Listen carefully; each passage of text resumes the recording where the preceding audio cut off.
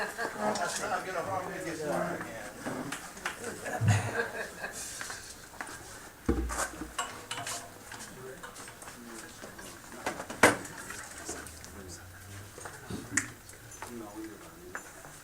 Okay, we have come to that time in our service that we call our historical tribute. It's a time that we here at Wolsey take out each and every Sunday to pay honor, to pay homage, to pay tribute to some significant, not necessarily famous, but some significant person, place, or event in our history, in African history.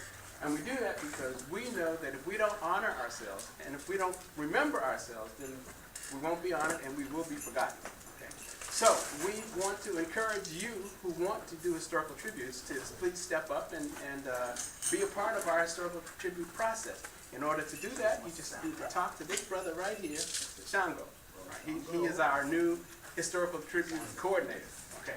This morning we have a first timer, right, Sister? So, I'm sorry, Sister Amina. What's this? Amina. We have a first timer, right, Sister Amina? Is this your first time? Yes, sir. We have a first timer giving our historical tribute. So let's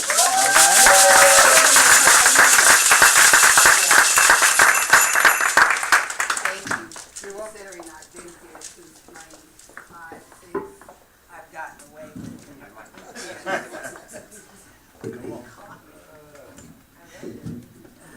You'll all be caught eventually. Yes, indeed. Well, I'm hard to early this morning because of what happened to me in Ron. I can relate. I've lost 3 brothers that were beat up by the Chicago police. When I made it to one, he definitely looked like him until they had done him so bad. So I can relate to what's happening to my people all the time. Yes.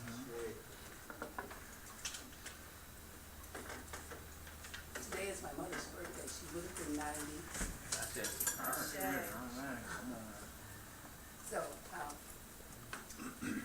I'm carrying a picture with me.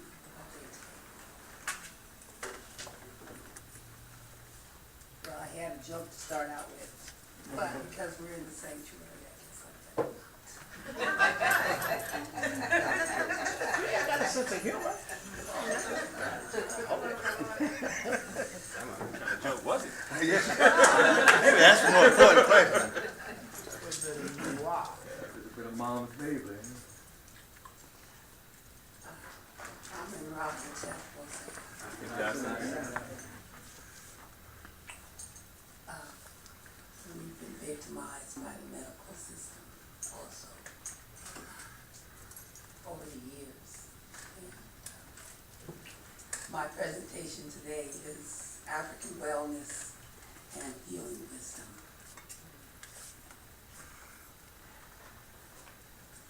Harriet A. Washington, author of Medical Apartheid, writes, slaves had their own healers and preferred medicines that were less harsh and often more effective. Say that. Say it again. Slaves had their own healers and preferred medicines that were less harsh and often more effective. Yes. Our slave ancestors' medicine base was herb extracts from the land. Dr. Charles S. Finch, physician and scholar of ancient Kemetic medicine, explains that the Kemetic schools of mystery systems had mastered the medicinal properties of herbal substance and the point of time to harvest them. He says the reason the moon was presented as having powers over medicinals is because in Africa, certain roots and herbs are gathered between the phases of the moon or positions of the moon during the right time. I check. Yeah. I'm a moon child. All right. Understand the cosmos. Slaves went out for their herbs at night when the masters were asleep. The Kemetic physician's theory was based on channels that carry the flow of air, water, and blood to the body. They compared this flow with the flow of the River Nile. If it became blocked, crops became unhealthy.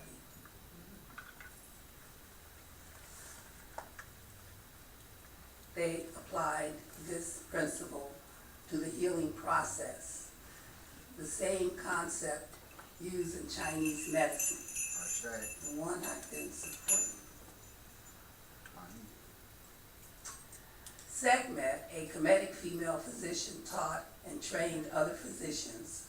She taught the challenging of energy and healing of alignment, or elements, that were found in the weakness of the channels. Sekhmet was a protector of balance and justice. She could avert plague and cure. She became known as the patron of physicians and healers. Her medical students became noted doctors. They also specialized in self-correction over healing powers. This idea aligned the patient with the proper force of healing, and they could dispense their illness. The Kemetic medical philosophy was that the ethical and moral condition of the mind acts as the conduit by which the body is maintained in health, balancing the physical with the social as preventive health care. Mental health was determined by the lightness of the mind. If a mind had been made light by life of truth, that person will not be afflicted by the anomalies of illness or disease. Whoa. Did I say that again? Mental health was determined by the lightness of the mind. If a mind had been made light by life of truth, that person will not be afflicted by the anomalies of illness or disease. Not in all cases, but it was said. The emotion of the mind promotes positive powers. What I need to do is pass out something you can keep. First page has to do with my research source. The second page has to do with the Kehun gynecological iris, and which I'm about to give you a little excerpt of, where they make reference to massage therapy to mother-to-be. So it's correlated. And what I was impressed with about this particular example is that they do it in the meta-lecture. Yes, they do it in the meta-lecture. And then they translate it in, then they do it in the translation.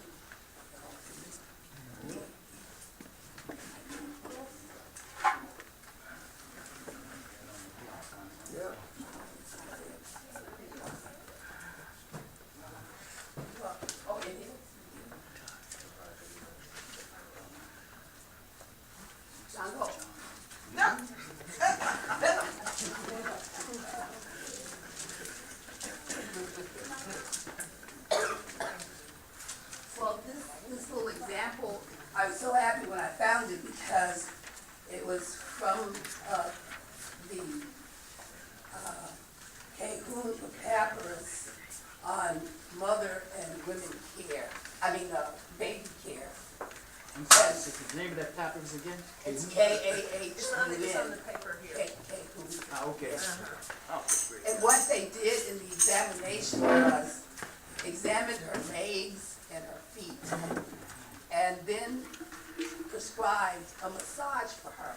So I was simply elated to finally be able to match what I do with the authenticity of African medicine, opposed to me studying the Chinese way, but they simply do the same thing that we did then in their Call it medicine. something else, right? Yes, yes, Chinese medicine.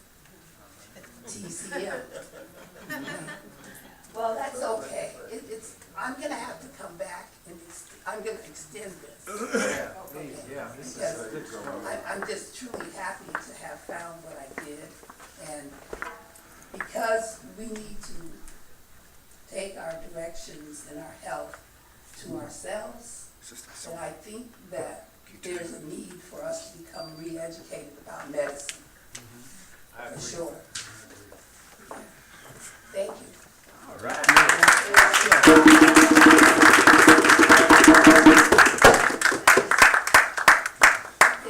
Don't worry about it. It's rolling.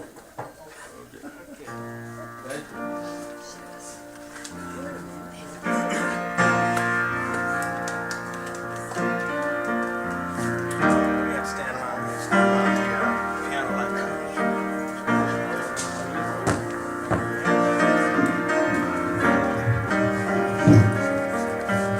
Yes.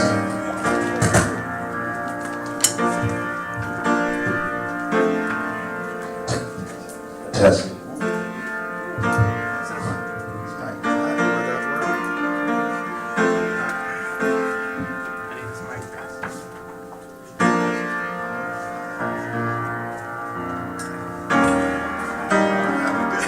Now, I hope you guys don't take offense. We're gonna have our backs kind of turned to you a little bit, but you know this is like, you got nothing but I'm gonna stand around here if y'all don't mind.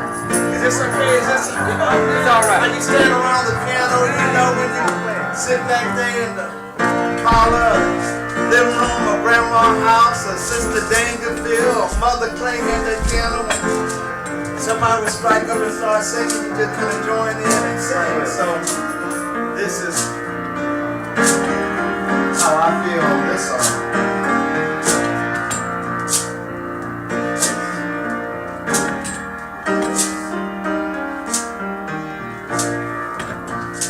So we get it together. This song is called "I'm Yours." It's written by a founding minister, Mr.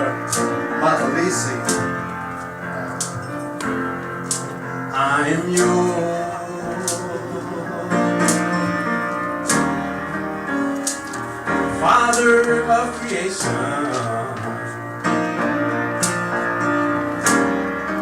Mother of inspiration,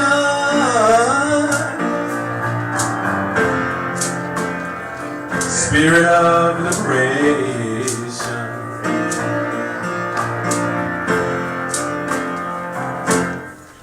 I am yours.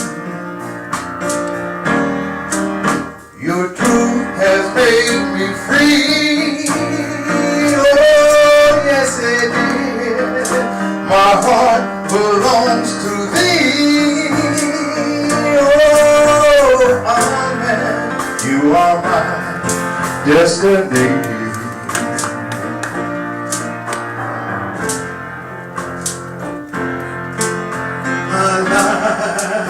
Was once a prison, oh yes it was, full of ignorance and fear.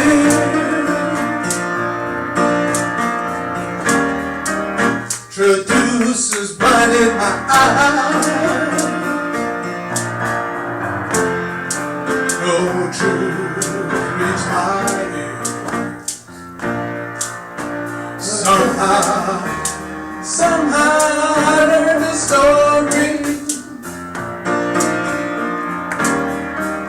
the sacred way of glory.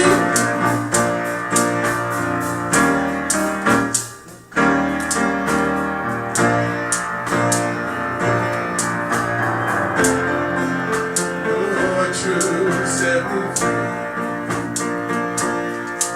I am yours, Father of creation, Mother of inspiration, the spirit of liberation.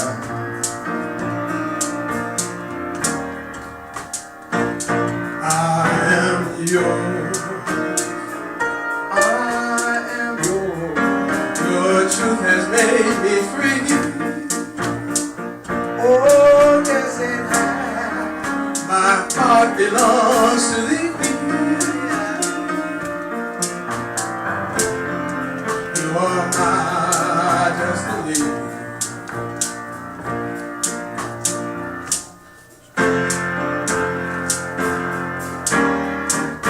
My life may not be easy. Oh, no, it's not. But freedom never comes free. Oh, no. I'm pressing on with perseverance. Working diligently. For the future is worth the struggle. The future's worth the struggle. Children must know divinity. Our children must know thyself. I know I'll never walk alone. I've been right. You walk with me.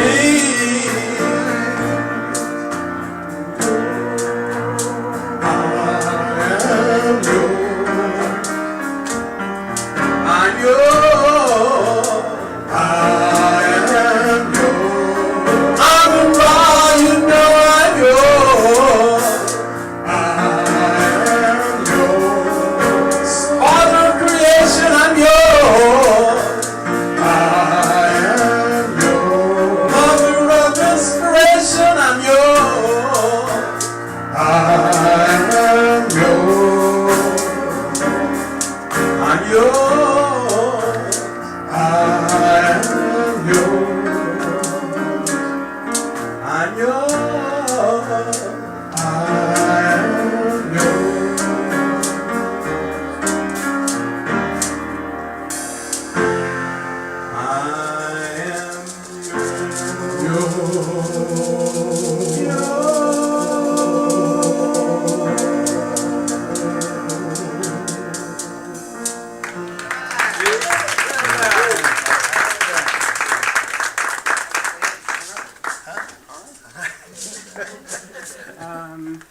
What are we doing now?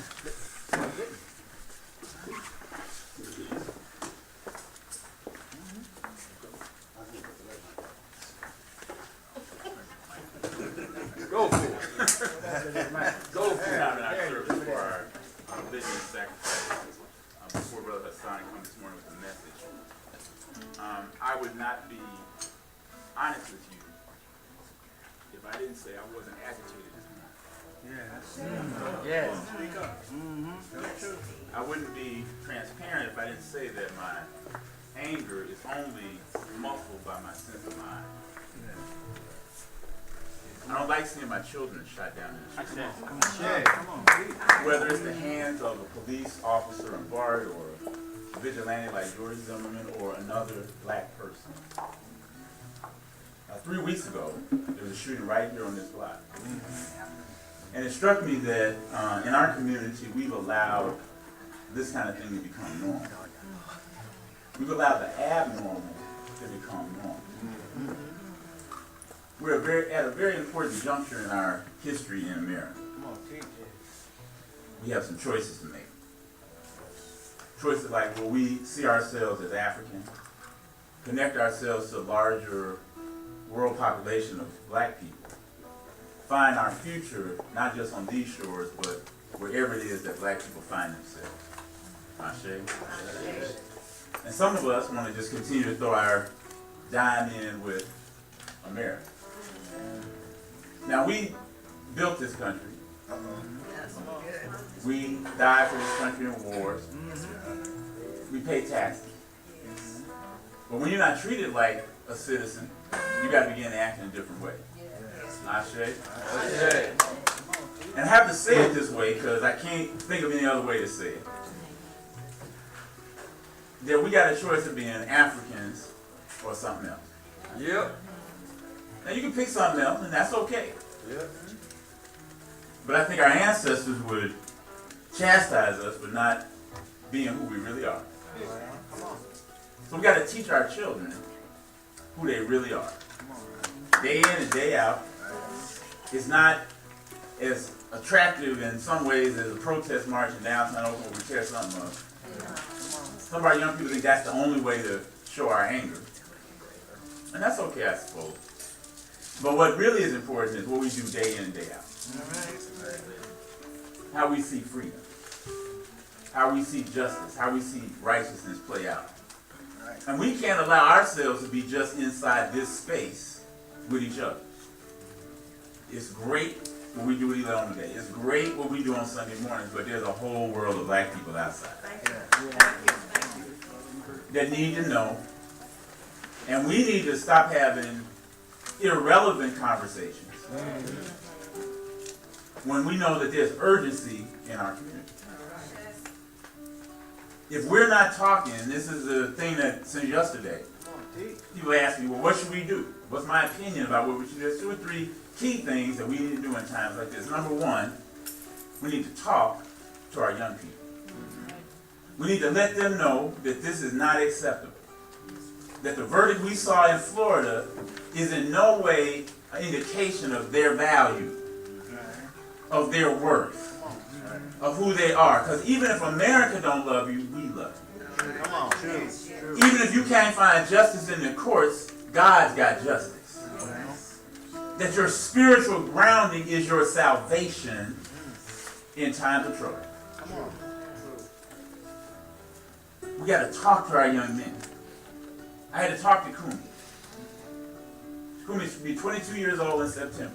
Come on. He said, when Oscar Grant got killed, we saw that film on Friday night together. He said, Dad, that was me. He was on the train when that all happened. He wasn't visually, but he was on the earlier train. Shanaka, my oldest, was on another train. Got off at West Oakland, but would have otherwise been going to Fremont line.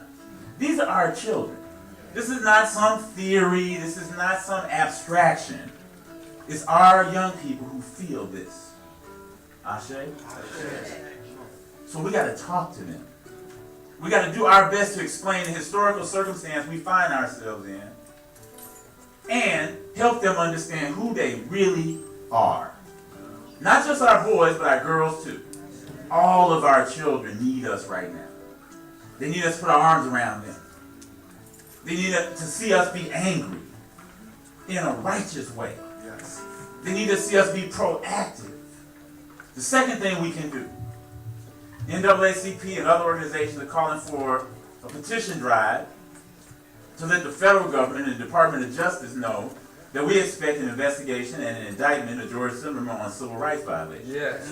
That you violated his human and civil rights. Yes. Now, nothing may come from it, but it's your ancestral legacy to speak truth to power. Don't wait for the president to do what you should do. Well, Because he may never make that call. that's a fact. Let's be clear. That's a fact. Let's be clear. Real clear. He may have said, Trayvon, if I had a son, he would look like Trayvon. But now the next thing is, but if you are a lawyer, Yes. and you're the chief executive of the country, will you have the courage to call for justice?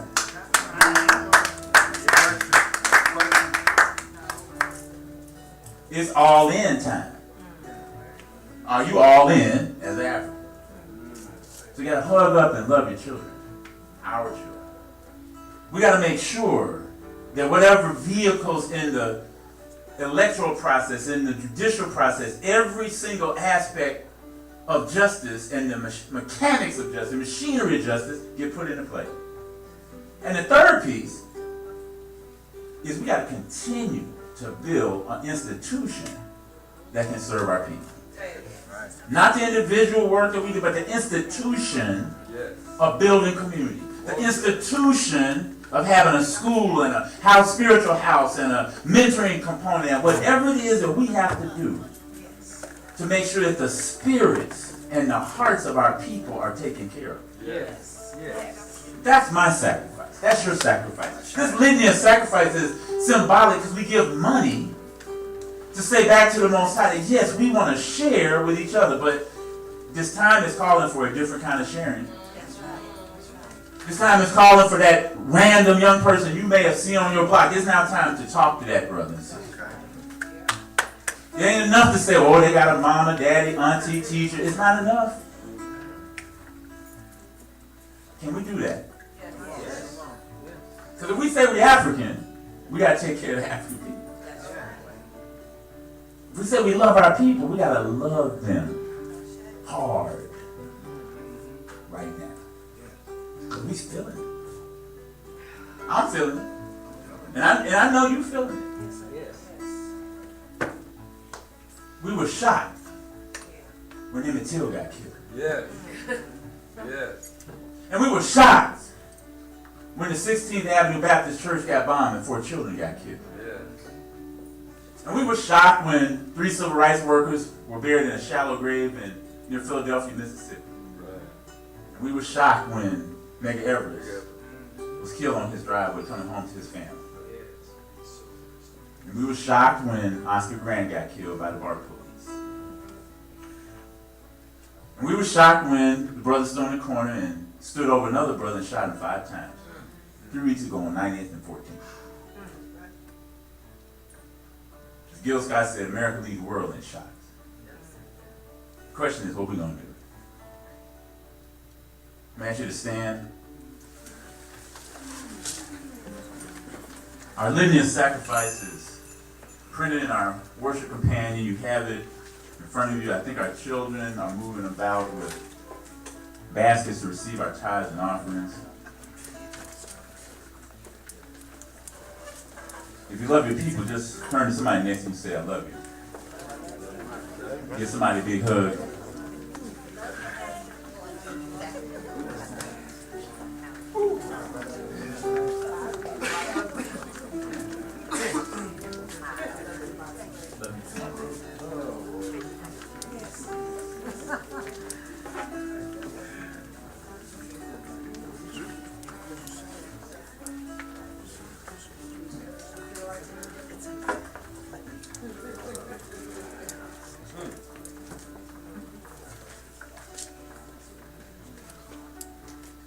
We read these words together. Save us, O Holy One, by your name. Vindicate us by your might. Hear my prayer, divine protector. Listen to the words of my mouth. How can we repay the Holy One for the gifts that have been given to us? We will lift up the cup of salvation and call upon God our ancestors. We will fulfill our vows to our Creator in the presence of all our people. Gladly we bring our sacrifices to you. We will praise your name, O Amun-Ra, for it is good. Umoja, unity. We shall strive to maintain unity in the family, community, nation, and race. Kujichagulia, self-determination. We shall define, name, create, and speak for ourselves. Ujima, collective work and responsibility. We shall build and maintain our community together. Our brothers and sisters' problems shall be ours to solve together. Ujima, cooperative economics. Together we shall build and maintain our own businesses and together profit from them. Nia, purpose. We shall make our collective vocation the building and development of our community and the restoration of our people to our traditional greatness. Kumba, creativity. We shall do as much as we can, in any way we can, to leave our community more beautiful and beneficial than when we inherited it. Iman, faith. We shall believe with all our hearts in our Creator, our people, and the righteousness and victory of our struggle. I invite you to assume a posture of prayer at your seat. We can take the lights down. And in this moment, as we thank the Creator for all the blessings that we receive.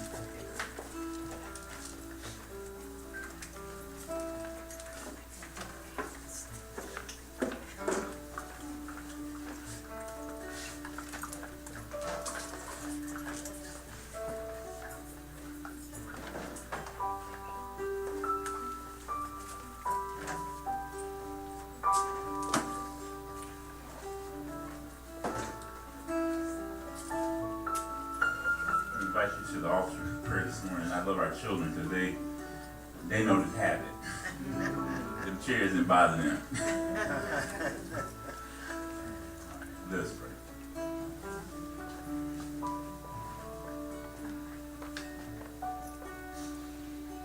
Heavenly Father, Divine Mother, creator of all the universe, bringer of every being into life, first and last, unique and without partner, known by many names,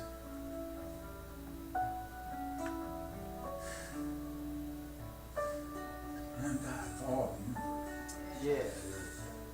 Okay, thanks. You search our hearts. You know us better than we know ourselves. Thank you for this breath that we might speak truth. Thank you. Thank us for these instruments that we might make a joyful noise and praise your name. Thank you for each and every person who walked through this door this morning looking for a little bit of solace, a modicum of understanding, a bushel of wisdom on how we might be at this time. Holy One, we thank you for the things that we might take for granted, for food and the farmers who raise it. We say thank you. For clothing to shelter us from the wind and rain and the storms, we say thank you. For the shelters that we enjoyed this morning, that we didn't wake up on the side of the road, under a bridge or trellis, in a doorway, but that we woke up in our homes, safe and sound. Holy One, we thank you. We thank you for the understanding of our history, the possibilities of the present, and the promise of the future. No more days like these. Holy One, just no more days like these. Holy One, help us to love our children, to educate them, to teach them, to guide them along a way that is often littered with trial and tribulation. Help us to hold our boys close to us. Help us to let them let go of that tough thug veneer so that they can be children again. Hold on, we thank you for the mothers who are raising their children alone. We ask this morning that the fathers come back into those children's lives. Then if it's not their father, let it be an uncle. And if it's not an uncle, let it be a brother. And if it's not a brother, just let it be a man. Hold on, we thank you for the teachings of our ancestors. They saw some troubled days, but they always held you up for praise. We thank you for a Harriet Tubman. Yes. Who for many was a Moses, a Messiah, a person to lead out of darkness into the light. We thank you for her example. Steadfast and persistent, never with enough resources, with a physical ailment and the triple whammy of being a woman and black and poor in America. But she did her work. We thank you for Imhotep and his healing, his building, his setting example. We thank you for Sojourner Truth. We thank you for Ella Baker and September Clark. And we thank you for the mothers of this community, the women who serve. Hold on, we thank you for the men who stand up as men.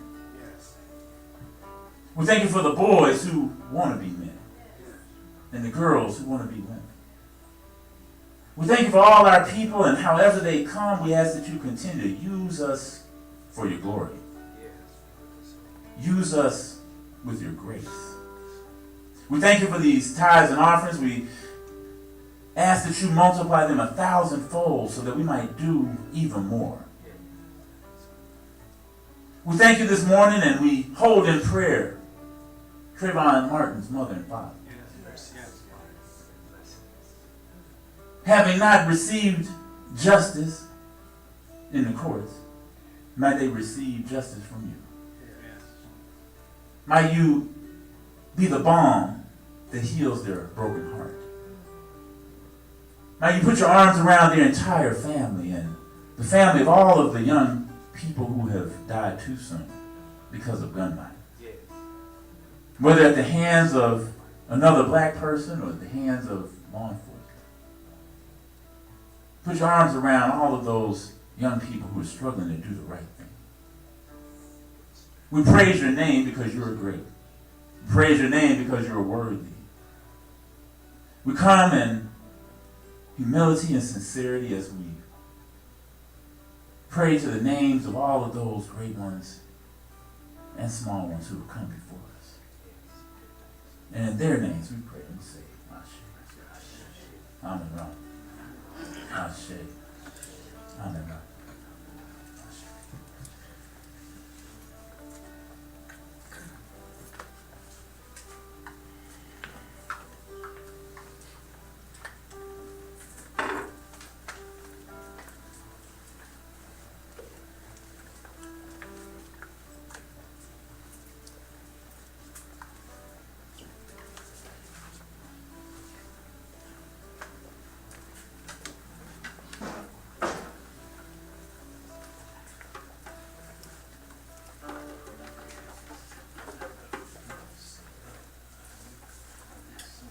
Y'all know I like to sit and sing, so. All right, that's all right. And, Lift your voice, it'll be all right. I'm gonna really do my best to get through this. Yeah. So mad, so mad.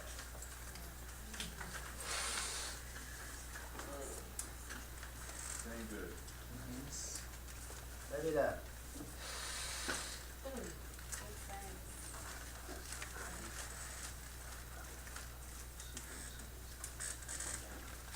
There is God like and warlike.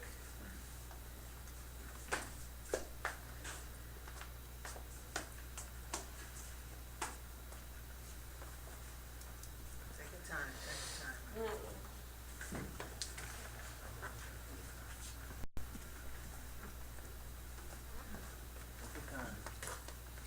Take your time, sister.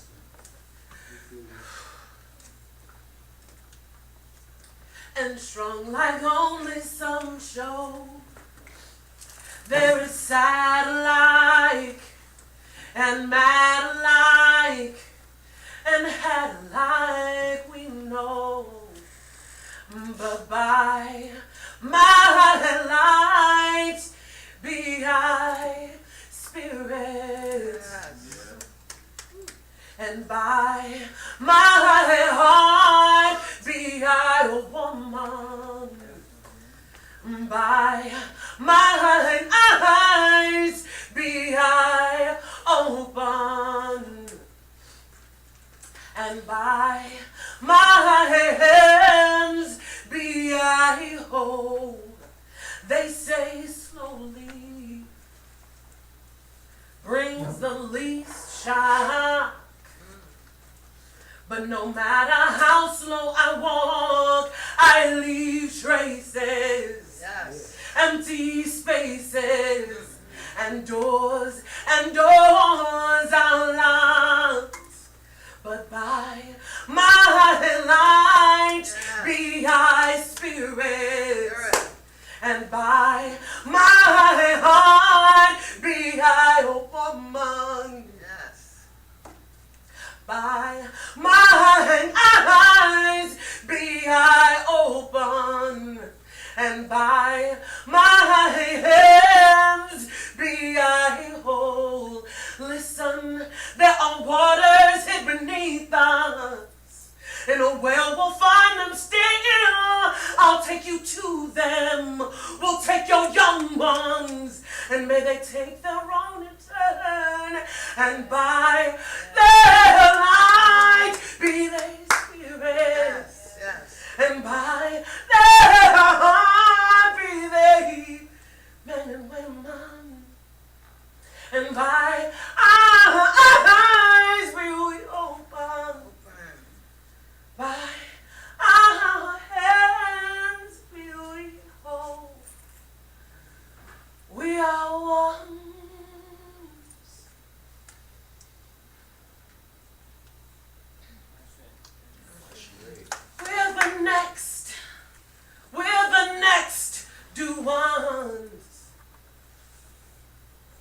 And I know we'll choose it well, though we try hard.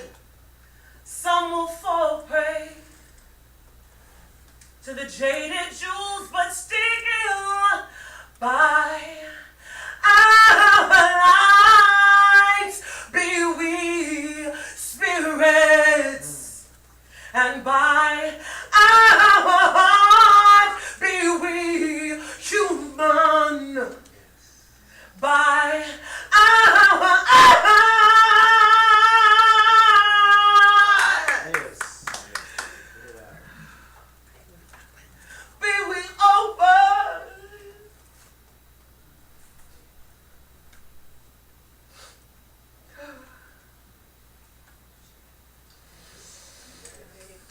And by our hands be we whole. By our hands be we whole. By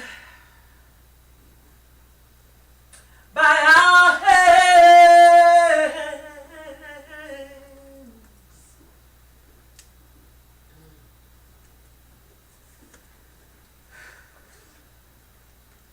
be we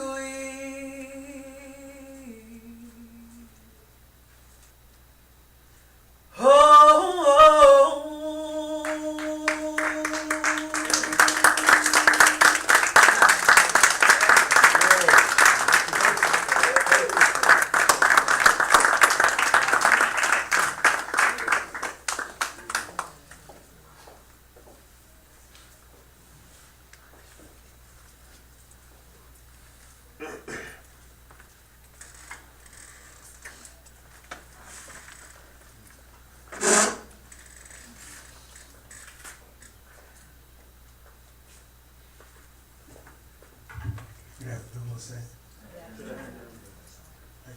Before I say anything, just take a moment of silence for the Trayvon Martin family.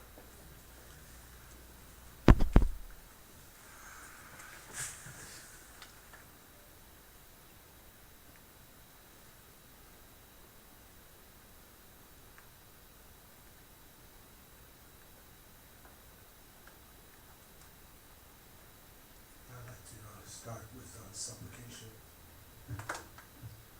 Grant us emotional literacy to orient our hearts toward healing imagery. Grant us wisdom in story to illuminate our minds with truths that eyes can't see. Grant us spirit of sacrifice to gladly give of self whatever blesses community life. Grant us rhythm and harmony to connect our hearts as one heart, resonating deeply. Grant us, beloved community, to share the abundance of our Mother Earth freely.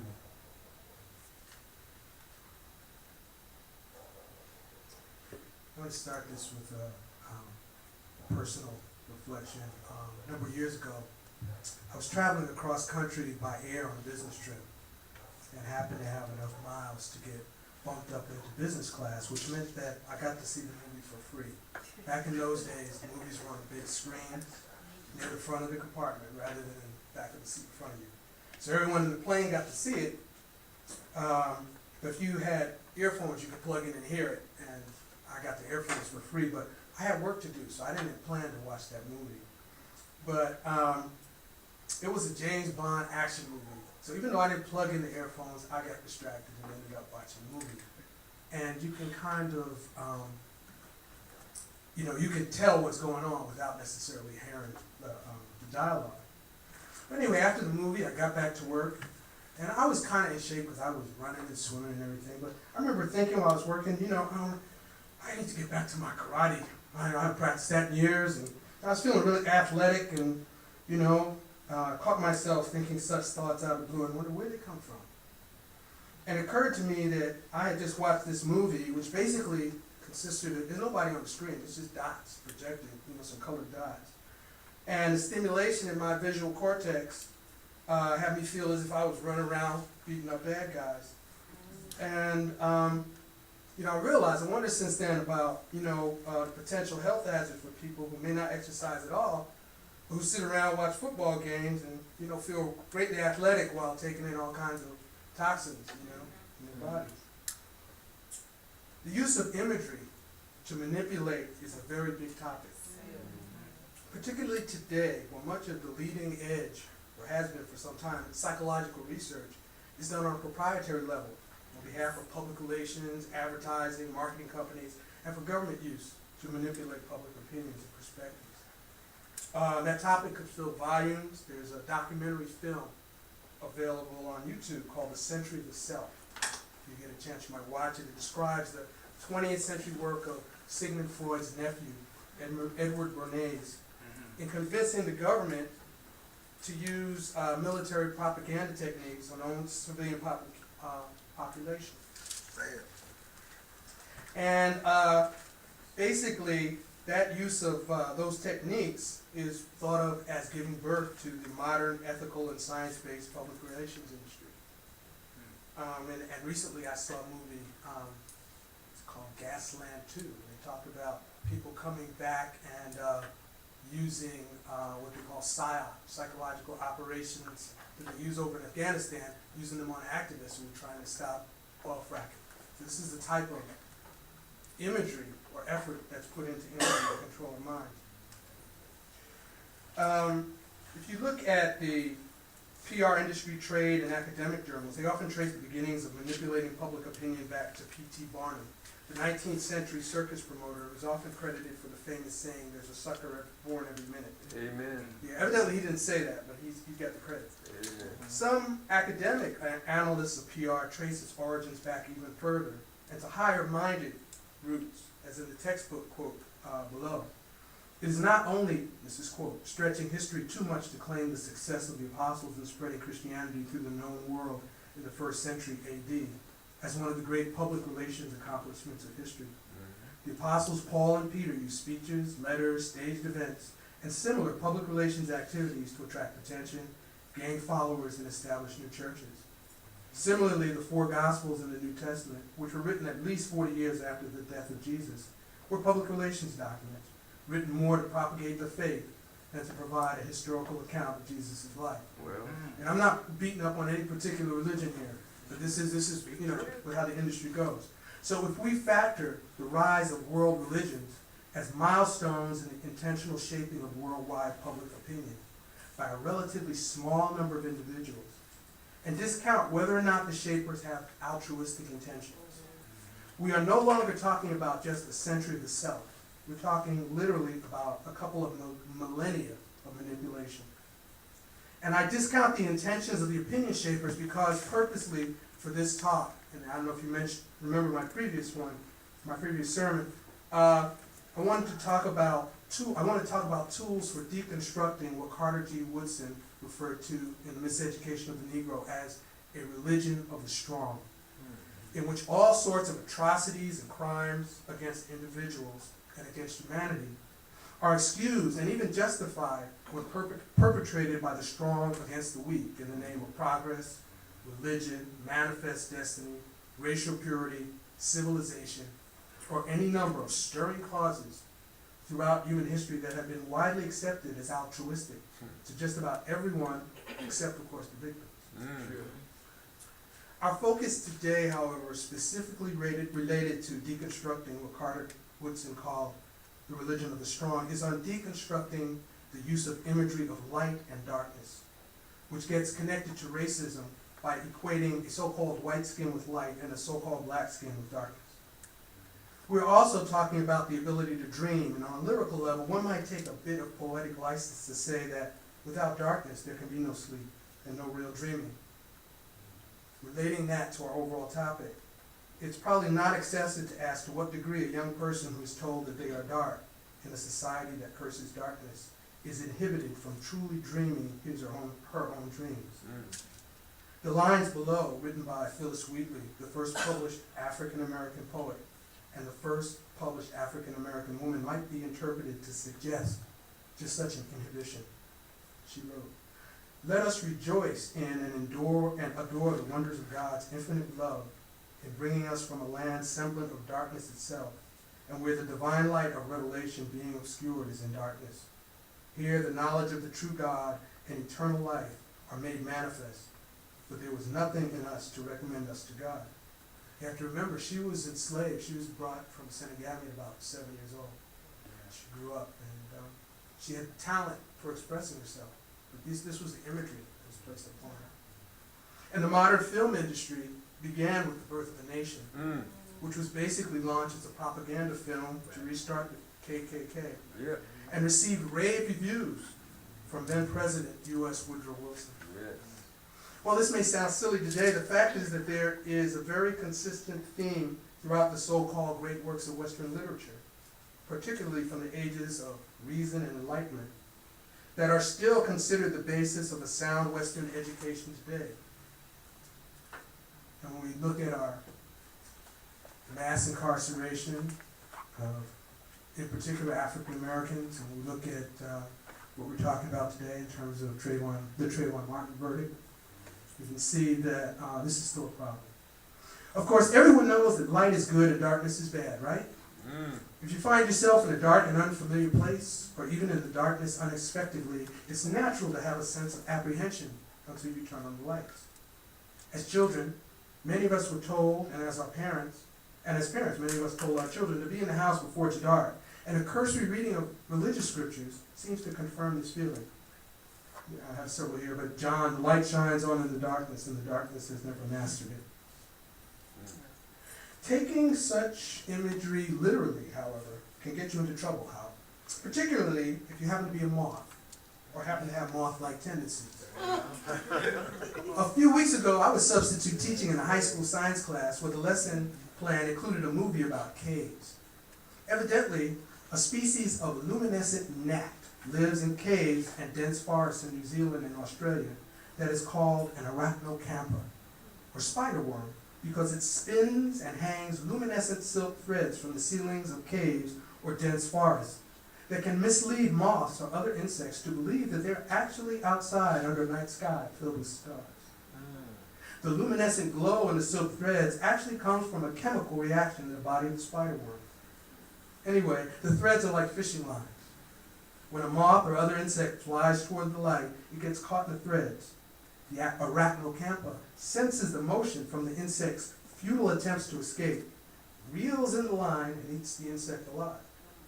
I had to watch that movie 4 times that day, twice before lunch and twice afterwards. So maybe you can understand when people tell me there's a light at the end of the tunnel, I ask them if they're sure it's not an oncoming freight train. The point of this story is that imagery is used by others to lure us into behaviors that serve their interests instead of our own. Numerous writers from Lerone Bennett to Howard Zinn, Linebaum Radiker, have written about how racial hatred was literally planted and nurtured throughout the Americas, and particularly over several centuries by plantation owners and that class and others, who we would now refer to, I suppose, as the 1%. But they did it in order to wrest control of most of the world's land and resources by dividing and conquering everyone else.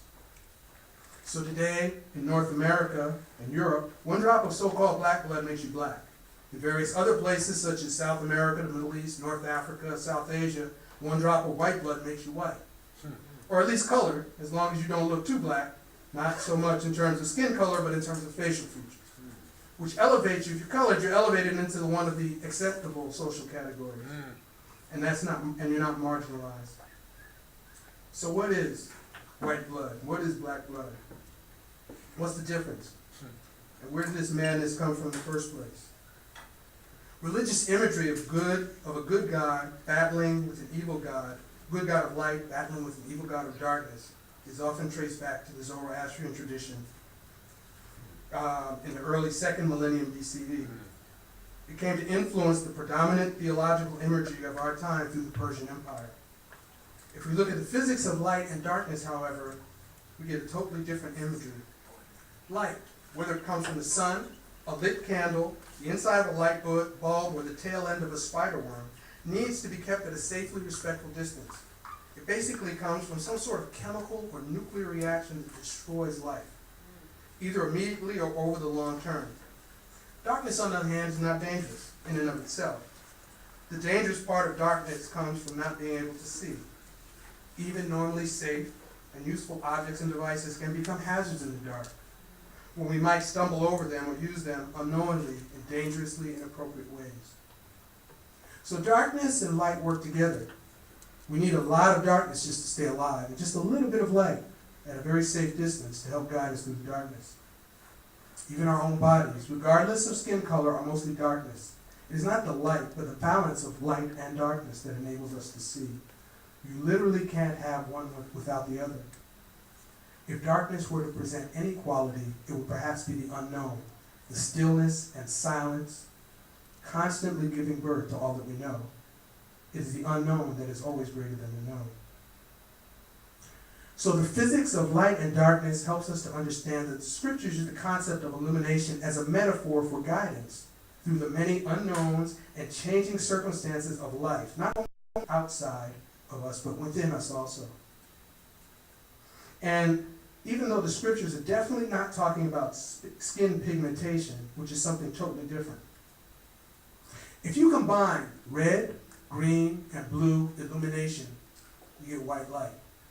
If you take a red, green, and blue crayon pigmentation and color the same spot, you get black. So what's going on? The reason is that illumination colors are additive while pigment colors are subtractive. Trying to understand scriptural readings in terms of pigments, as in skin color, instead of illumination, brings the very confusion that the scriptures speak of as darkness, because pigments do not contain illumination, but simply reflect it, and in some ways might be thought of as showing the opposite of what they are. So if you have my kind of sense of humor, it seems fitting that if actually you put accurate data into a racist argument, it just proves that the racists are inferior. But it really doesn't prove anything, you see, because the real problem has to do with attempting to rank people on a linear, hierarchical scale of value, be it intelligence or whatever. It doesn't work. And we know that. Regardless of who you put at the top, it can't work because intelligence and all aspects of humanity and of nature as a whole are multidimensional. So one-dimensional characterizations are inaccurate. They don't even make good movies, much less provide for useful guidance for real-life situations. But they can provoke powerful emotional responses because they challenge the humanity of the people they are made about.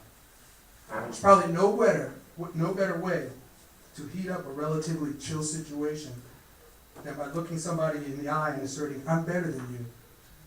We basically start a game called King of the Hill. So I'm going to suggest, not as proven truth, but as a proposition for you to consider, that the essence of public relations, of manipulating public opinion, whether for altruistic purposes or not, lies in asserting that I or my message can help you feel better than you currently do. My religion or philosophy can move you a little, or perhaps a lot higher, up on the scale of emotional satisfaction. My ideology or product can further your pursuit of happiness. Join me and we can not only feel better than them, but we can also go over there and make them feel better too. Such assertions tend to provoke emotional responses. I will argue that herein lies the real problem that we need to address. Because such statements imply, or are often understood to imply, that I am in possession of some absolute criteria for differentiating between good and bad, and it just ain't so. It's never so. Now, a lot of people will say, well, Hitler was bad. Are you trying to tell me that Hitler wasn't bad? My point is that Hitler did not think that Hitler was bad. Hitler thought that Hitler was good and that everybody else was bad. And he was able to communicate his strong feelings with powerful imagery that moved the feelings of many others to do some pretty terrible things. Andrew Jackson did that in relation to the Cherokee people. Teddy Roosevelt did that in relation to the Philippine people. King Leopold of Belgium did that in relation to people in the Congo. Cecil Rhodes did it in southern Africa. That was the problem then. It is still the problem now. There are people who still think that crusades and inquisitions were and are good things, which is why we still do them. Unfortunately, the list of massive, self-righteous atrocities and holocausts perpetrated for the purported good of the victims is very, very long. So I was on the phone with my mom a while back. She was complaining about people not getting educated. And I pointed out that the people who are destroying the world now are very well educated. Yes. Yes. In spite of all our modern technology and bright light, so bright that you cannot even see the stars at night, our so-called civilization is passing through a very dark time in terms of illumination. It's lacking illumination from the top and suppressing all attempts at illumination from the bottom. This, shall we say, disappointing situation is run by very highly intelligent, powerful, healthy, prosperous, resourceful, and religious people who are determined to correct and or eradicate everything that is bad in all the rest of us, who are obviously not as good as they are. And they know we are not as good as they are because we are not like them. Both the good and the bad that such people are working so diligently to promote and correct are nothing but their own good and bad feelings about everyone and everything else. What I am suggesting is that what all of us call good and bad have a lot more to do with our feelings about something in a specific time and under specific circumstances than with anything intrinsic to what we are calling good or bad. For instance, a rainstorm might be really bad if someone happens to be already suffering from exposure, far from shelter, and lacking appropriate clothing. But the same rainstorm is really good if it ends a drought in time to save this year's crops. Grief, fear, and anger are bad feelings in and of themselves, but grief is good and healthy, a good and healthy response to a tragic loss, when we might have to let go of a departed loved one, for instance. Fear is also a good feeling if it alerts us to be aware of and avoid potential danger. The difference between a brave person and a fool is that a brave person assesses the situation beforehand to take care of things that cause fear.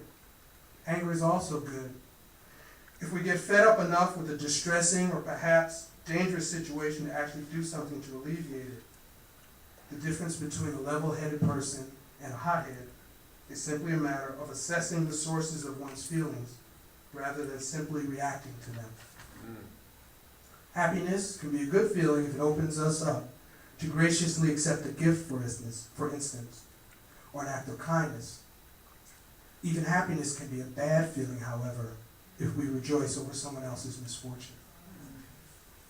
The point here is not to present a new dogma, but to suggest that taking responsibility for our own feelings, for our own emotional literacy, and focusing on the good and the bad that each one of us has the power to impact directly, and on the manner in which we choose to process and act upon them is thoroughly empowering. The reason for this, as I said before, is a great deal of the bad or evil in the world appears to result from people who project their bad or evil feelings upon others and who seek to resolve those feelings by attacking or abusing others or killing them, as we talked about, other than healing themselves. Or put simply, hurt people hurt people. And I learned this from a restorative justice facilitator a few months ago, actually a month or so ago. People are developing programs like restorative justice training and emotional literacy to educate people who are either imprisoned or at risk of being imprisoned, to recognize and deal with their own bad or evil feelings in healthy ways, even when they are caused by difficult external circumstances, rather than projecting those bad feelings and attempting to achieve satisfaction by acting them out on someone else. So rather than telling at-risk youngsters nowadays that they need to follow a golden rule in a society where going for the gold seems to be the only rule, restorative justice facilitators have to explain hurt people hurt people. So they understand why. Now I'm going to wrap this up. So people like myself, I've been working on some of this at San Quentin. You know, people think, oh, you're healthy and mature and you can teach people this, but I realize this is stuff that I need to learn. And it's very important to learn because it's something that our society, our whole society needs to learn. And one way I'd like you to think about this is that, think about it in terms of when you think of daytime, we look at daylight, we say it's a beautiful day. Daylight is actually an optical illusion. Because if you were out in space, it would be nighttime all the time. So basically what happens is the Earth rotates around, okay, And it gets to a point where the sun is so bright that, you know, it basically blinds our sight, just like, you know, high beams coming at you when you're driving at night, okay? And if you think of that, it's also, if you want to talk about an optical illusion, we talk about people being upset because they see young, dark men and they're upset. But if you realize, nighttime when we're afraid, that's when maybe a few desperate people are out there trying to do something under the cover of night. But the worst crimes, the terrible crimes that destroy communities and make people desperate, are performed and carried out in daylight, okay, by people with suits and ties, making big money, taking it home, and running the prisons. And corporations too. Yeah, so, and like I said, I'm gonna wrap this up because I'm a little over time, but the point is, 2 points. One, if you realize this, you can understand why when people go out and they say, I'm gonna take my Judeo-Christian or Islamic scriptures and I'm gonna spread this light all over the world, it's kind of like setting everything on fire, you know? It's kind of like, we need to have people, every group doing a little diverse thing. And if you study African traditions, indigenous traditions, that was never a problem. So I guess one thing that I'd like to close with before saying a brief prayer is that these young people, the people who are in prison, the people who are at risk and are being taught these skills, are actually being taught the skills that we all need to learn. And maybe those are the people who will be the leaders, who will lead us out of this mess that we're in by teaching us to balance our own feelings instead of getting lost in some bipolar light and dark thing. And I'd like to close with basically the same prayer that I started. Grant us emotional literacy to orient our hearts toward healing imagery. Grant us wisdom and story to illuminate our minds with truths that eyes can't see.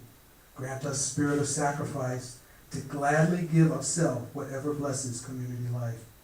Grant us rhythm and harmony to connect our hearts as one heart resonating deeply.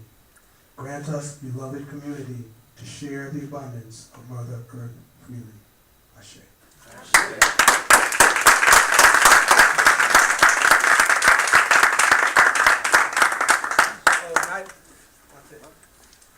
For people who don't, I did not invent beloved community. That's Martin Luther King.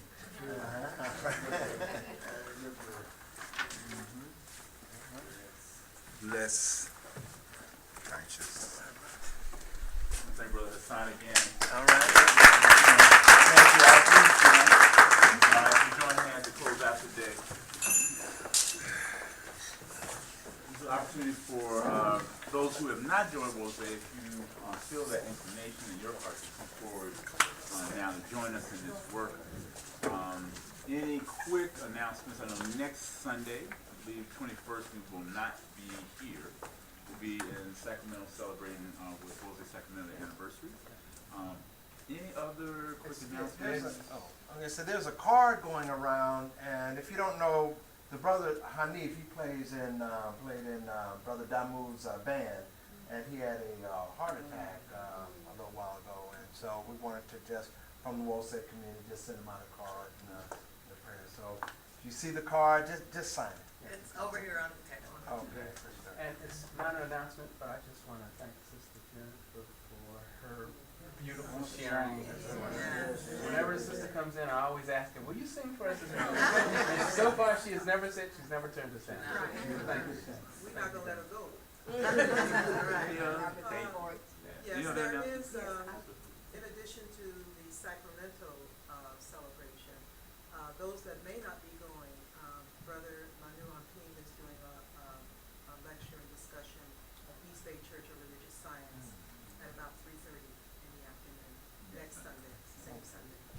Yeah, and also I just wanted to let people know that the United Nations did declare a number of years ago that July 18th is International Nelson Mandela Day. And so whatever you can pull up in your minds and hearts, or whatever you can find going on in the community, please join and share it and put out some good thoughts. Yes, actually, there is a celebration for Nelson Mandela that is happening next Wednesday, and that's at Grace Cathedral in San Francisco at 6 o'clock from 6 to 8. And so I sent it to the Pan African News, and I hope you'll get that in print so that you can put it on your calendar.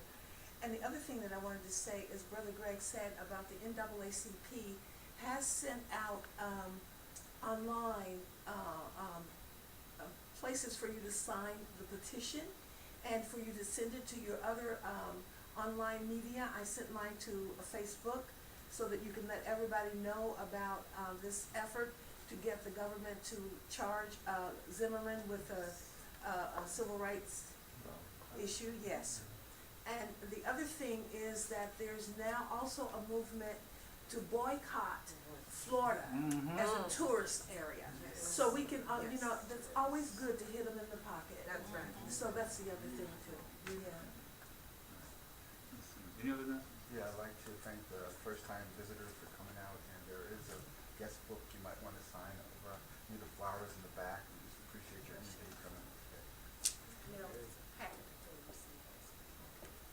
And there are copies of this week's Oakland Post that are on the page. So, Bubba Greg, how are we going to carpool to SAC? Are we going to meet here at People would just what drive time? driving around, and after we finish the day, if you need a ride, maybe talk to folks to see who may be driving. It And- wasn't an and- organized carpool from here, though. Oh, okay. So, All right, lift every voice. Lift every voice and sing till earth and heaven ring, ring with the harmony of liberty. Let our rejoicing rise high as the listening skies. Let it resound loud as the roaring sea. Sing a song full of the faith that the dark past has taught us. Sing a song full of the hope that the present has brought us. Facing the rising sun of our new day begun, let us march on till victory is won. Now to the ones who are able to keep us from falling, the ones who have taught us for countless generations that we are one people, One people, with one faith, one faith, one aim, one destiny, one destiny, one God. one God. Let us call that name that our ancestors taught us countless generations ago. Let us all say, Amen. You are the most beautiful people on the face of this earth. I say, Any birthdays? Birthday! Any birthdays this week? Whose birthday? Somebody. When? Get in the middle. Come on. Next week, come on. Happy birthday to you. happy birthday to you. Happy birthday, happy birthday to you. Happy birthday to you. Happy birthday.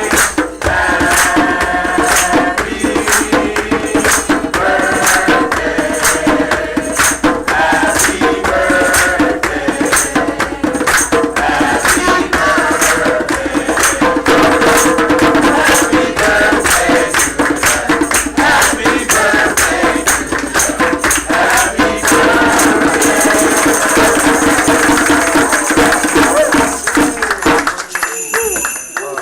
Good seeing you Friday, man. And your whole family out there, man. Yeah, you know that shit. I was like, thanks a lot, I know. And I was just coming out.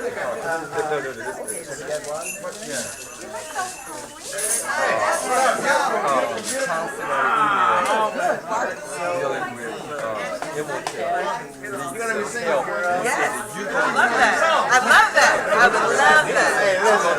I follow instructions good. I got you. I would love to come and more about the singing.